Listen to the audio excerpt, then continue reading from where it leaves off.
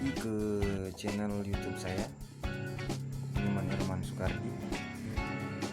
Pada kesempatan kali ini, saya akan sedikit menjelaskan materi tentang manajemen perubahan. Di sini saya akan menjelaskan tentang perubahan lingkungan organisasi. Langsung saja ke materi yang pertama. Pengertian lingkungan organisasi. Lingkungan menurut Robbins dan Coulter adalah lembaga atau kekuatan-kekuatan yang berada di luar organisasi dan secara potensial memengaruhi kinerja organisasi. Lingkungan organisasi adalah sebuah elemen di dalam maupun di luar organisasi yang dapat memengaruhi sebagian atau keseluruh suatu organisasi.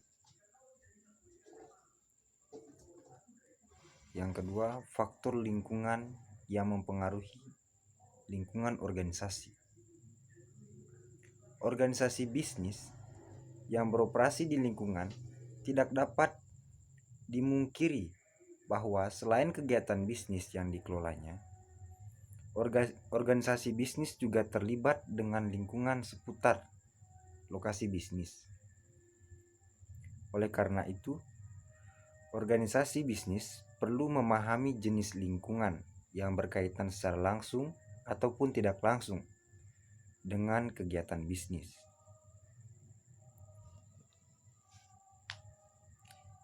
Lingkungan dalam organisasi terbagi menjadi dua, yaitu yang pertama lingkungan eksternal. Lingkungan eksternal adalah semua stakeholder yang berada di luar perusahaan yang memengaruhi operasi perusahaan baik secara langsung maupun tidak langsung. Yang kedua, lingkungan internal. Lingkungan internal suatu perusahaan ini merupakan kekuatan-kekuatan yang ada dalam organisasi dan memiliki sifat yang dapat dikontrol oleh manajemen.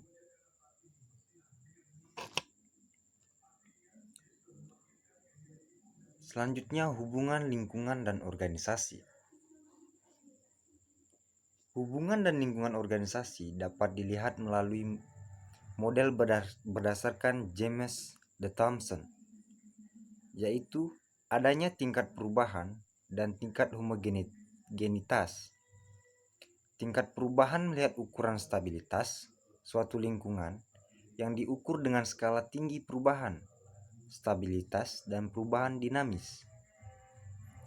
Tingkat homogenitas melihat ukuran kompleksitas lingkungan yang diukur dan skala homogenitas sederhana dan homogenitas kompleks.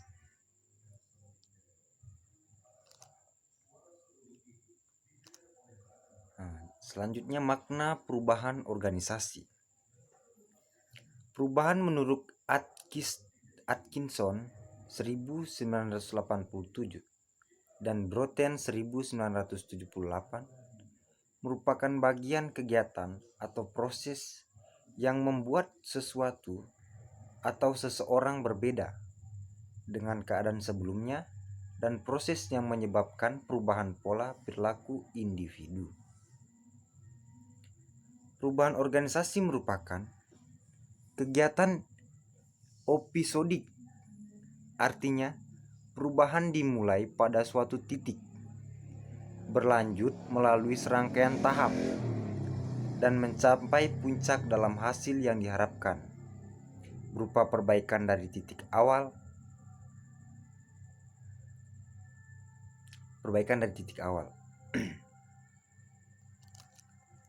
Tujuan perubahan.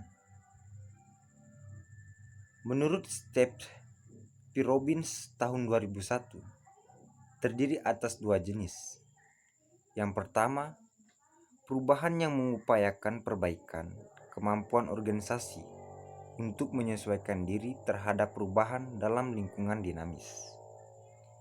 Yang kedua, Perubahan organisasi merupakan tindakan beralihnya suatu organisasi dari kondisi yang berlaku saat ini menuju kondisi mendatang yang diinginkan untuk meningkatkan efektivitas.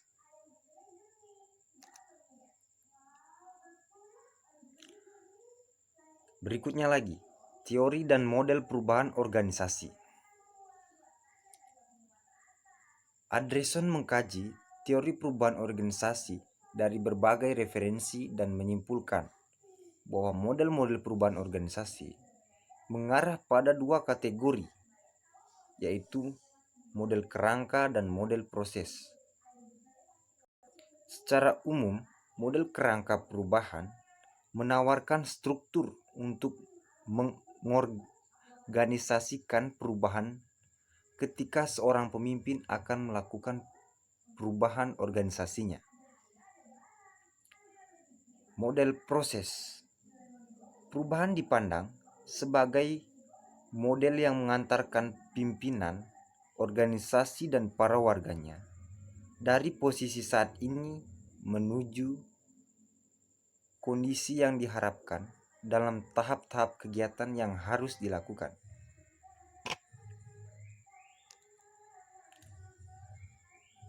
Faktor-faktor perubahan organisasi. Dana Anderson dan Linda Eckermann pada tahun 2001 mengisyaratkan 7 faktor yang dapat mendorong terjadinya perubahan. Yang pertama, lingkungan, environment.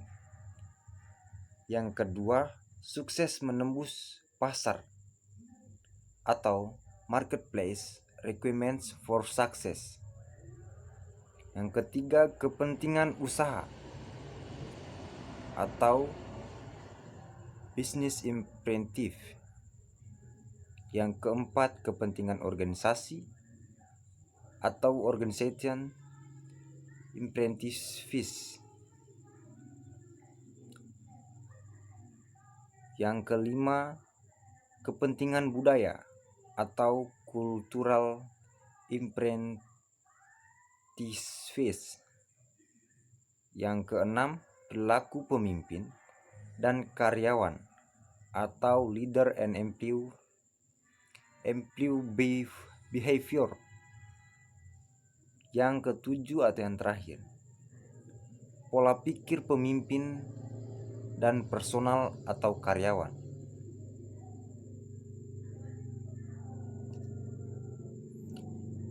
Perubahan proses organisasi.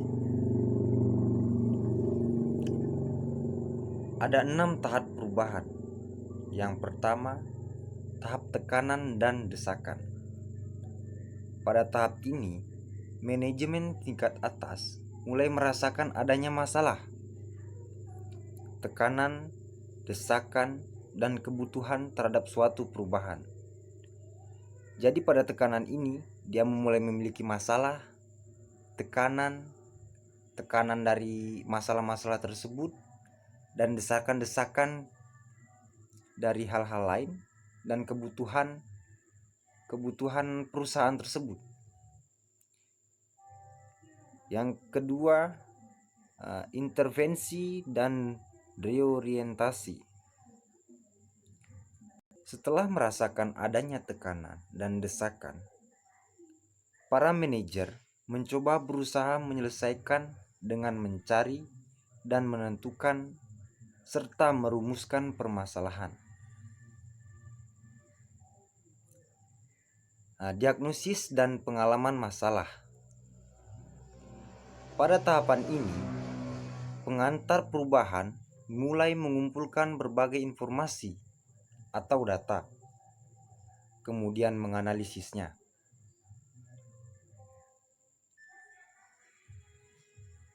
Selanjutnya, penemuan dan komitmen penyelesaian. Pada tahap keempat ini, pengantar perubahan dimulai dari merangsang pemikiran, kreativitas, serta mulai meninggalkan metode-metode kerja lama dan menggantinya dengan metode-metode kerja baru yang lebih efektif. Pada tahap ini digunakan kepada pekerja yang akan mengubah pemikirannya dari pemikiran lama menjadi ke pemikiran baru, kreativitasnya, dan mulai meninggalkan metode-metode yang lama. Artinya dia memulai metode baru. Yang kelima, percobaan dan pencairan hasil. Setelah alternatif terbaik untuk penyesuaian ditemukan dan dikembangkan, selanjutnya diadakan percobaan penerapannya untuk diketahui hasilnya. Jadi setelah menemukan dan memiliki penyelesaiannya, kita harus mencoba penerapannya atau pencairan hasilnya. Jadi pada tahapan kelima ini kita harus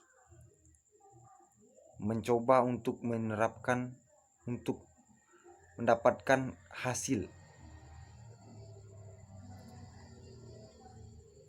Yang keenam, pengautan dan penerimaan.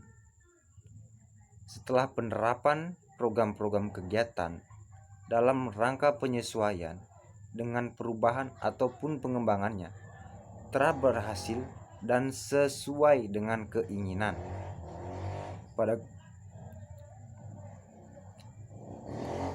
Pada langkah ke-6 ini kita bisa dan menerima seluruh program-program kegiatan agar kita bisa menyesuaikan perubahan itu dan bisa menghasilkan dari perkembangan yang sesuai dengan keinginan perusahaan tersebut. Terima kasih. Itulah beberapa paparan-paparan materi yang saya sampaikan. Kurang dan lebihnya mohon dimaafkan. Sekian dan terima kasih.